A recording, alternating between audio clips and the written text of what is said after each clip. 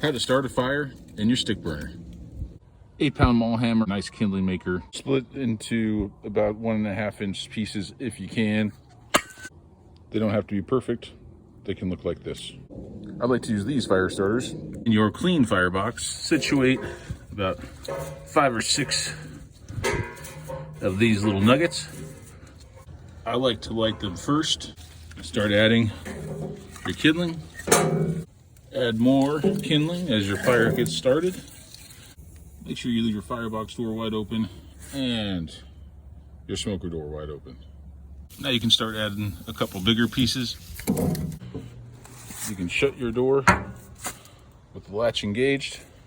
Once your coals look like this, you should only have to add a stick every 30 or 40 minutes, because this is